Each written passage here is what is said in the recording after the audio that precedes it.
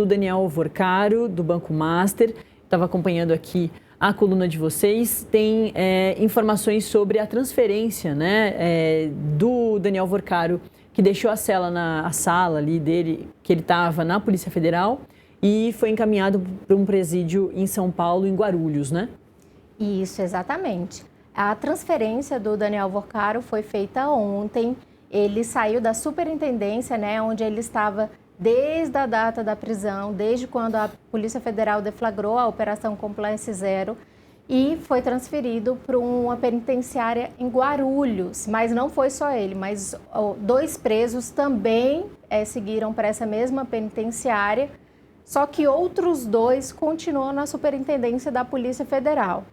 Entre eles, o Augusto Lima, que era ali o tesoureiro e ex-sócio do Banco Master, que inclusive também tem uma casa aqui em Brasília. A expectativa é de que pelo menos o Augusto seja transferido aqui para Papuda, mas como também precisa de uma decisão judicial, porque a partir do momento em que essas pessoas são presas, o caso delas passa a correr na vara de execução penal. Então, já é uma vara específica para o cumprimento de pena ou de pena provisória. Então, é necessário que o juiz, o magistrado dessa vara autorize a transferência tanto para um presídio de São Paulo ou também aqui para Papuda. Ô, Mirelle, acho que vale a gente relembrar um pouco do caso do Banco Master, né? Que é um caso de 2 semanas quase, né? 1 semana e meia, que a gente falou bastante, inclusive eu conversei contigo aqui no Acorda Metrópolis, lembrar um pouquinho do esquema que a Polícia Federal vem investigando e colocou a Operação Compliance Zero nas ruas de 4 estados e o Distrito Federal numa numa segunda-feira fatídica aí, portanto, principalmente para Daniel Vorcaro e a alta cúpula ali do Banco Master. A gente teve inclusive o presidente do BRB também afastado, porque tem ali, na investigação da Polícia Federal, um possível envolvimento do BRB, né? Isso, exatamente. Inclusive, o ex-presidente do BRB, o Paulo Henrique Costa, ele vai prestar depoimento, ele foi alvo de busca e apreensão da Polícia Federal, só que no dia da operação ele estava nos Estados Unidos fazendo um curso, enfim. A Polícia Federal não conseguiu apreender muitas coisas na casa dele, foi ali basicamente um computador, mas ele já informou que quer colaborar com as investigações, que ele vai se apresentar na Polícia Federal, que ele vai prestar depoimento e que, inclusive, isso deixou ali uma pulga atrás da orelha de muitas pessoas, muitas autoridades. Ele vai entregar o celular pessoal dele, vai entregar também o computador funcional que ele usava para fazer todas as atividades quando ele estava ali na liderança do BRB. Então, esse depoimento ele pode ocorrer, inclusive, hoje, a gente está acompanhando e acompanhando também os desdobramentos dessa história, porque, de fato, foi um caso que chamou muita atenção. A forma como o Banco Master atuava, né, criando ali falsas carteiras de crédito e vendendo essas carteiras ali por valores bilionários para outro banco, como foi o caso do BRB, que comprou 12 bilhões de reais em fundos, como a própria PF falou, inexistentes. Então, é um caso muito grave que lembra ali também não é a primeira vez que isso acontece no Brasil, né, no sistema financeiro brasileiro, mas a audácia, ela de fato chama atenção. A gente, se puxar um pouquinho ali na memória, a gente tem ali o antigo Banco Pan-Americano, né, que ele também passou por algumas investigações, só que foi um pouco diferente. Na época, o Banco Pan-Americano, ele vendia uma carteira de crédito que existe, mas ele vendia para 2 pessoas diferentes. No caso do Banco Master, ele vendia algo que, de fato, não existia. Então, é uma investigação que promete aí abalar as estruturas do poder, porque a gente sabe que o Daniel Vorcaro, ele tem muitas conexões políticas, então a Polícia Federal ela está em cima dessa investigação para fazer as devidas perícias nos equipamentos que foram apreendidos, incluindo aí agora o celular do ex-presidente do BRB, Paulo Henrique Costa. Ô, Mirelle, eu te perguntei do Banco Master porque aqui no nosso chat da nossa live do Acorda Metrópolis tem muita gente perguntando sobre a questão do Banco Master. É claro, a gente vem falando bastante da situação do ex-presidente Jair Bolsonaro com a tornozeleira eletrônica, porque também é emblemático, né? Um ex-presidente da República que derreteu a tornozeleira eletrônica, mas o caso do Banco Master chama bastante atenção.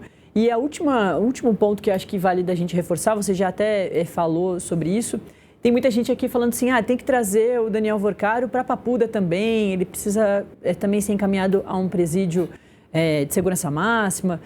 Acho que tem um ponto que é interessante da gente ressaltar, que aí flerta um pouco com a questão da trama golpista, que é simplesmente sobre as pessoas geralmente são presas na cidade, no estado onde cometeram os crimes, né? Onde foram condenadas, tem isso, né? No caso da trama golpista, a gente tem uma pessoa que está fora, além do foragido, que é o Alexandre Ramagem, que está nos Estados Unidos, mas tem um em prisão preventiva no Rio de Janeiro, que é o Walter Braga Neto, porque todos eles também podem pedir a transferência para, de repente, a cidade onde a família mora, justamente para ter um pouquinho mais de conforto ou acesso a essas pessoas próximas que são importantes para a vida deles.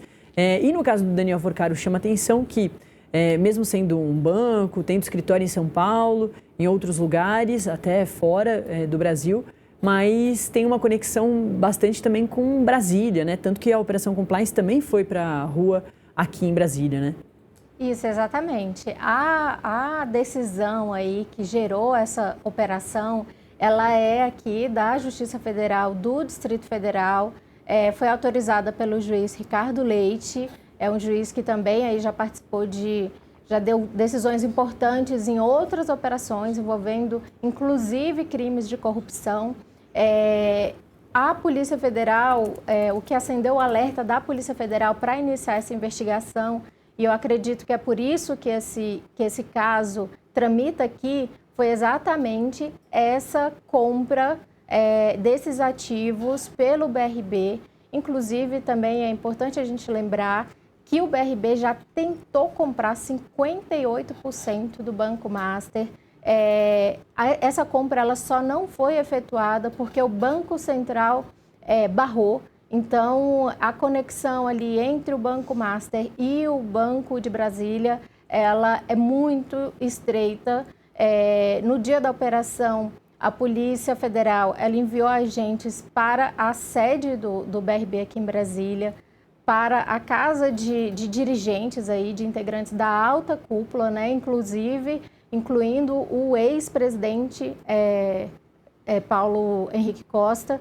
Então, de fato, é uma conexão extremamente estreita com a cidade. Uhum. Então, eu acredito que é por isso que esse caso tramita aqui em Brasília e o Daniel Worcaro segue preso em São Paulo, porque ele estava em São Paulo.